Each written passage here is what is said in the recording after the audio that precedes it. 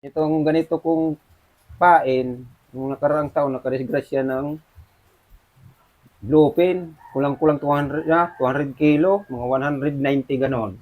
Kilos. Okay. Magkano bayad niyo, kuya? Mura lang kasi hindi naman kilala sa atin yung bluefin na yan. Ah, 17,000 mahigit lang ang binayad sa isang akin. piraso. Isang piraso. Ayaw mo pa nun? 125 lang yung kilo. Ayaw mo pa nun? 17,000, isang lautan lang, ano? Oo. Swerte lang. Kapwa akong mananagat, ito yung sa amin lang dito. May anak to na sundalo, mga idol, ha? At na lang sa anak ko, diyan sa Mindanao. Ah, Ingat palagi. Doon sa taas, tawag palagi sa taas, huwag kalimutan. marunong din yan, mangawil, di ba, idol? Mananagat din yun.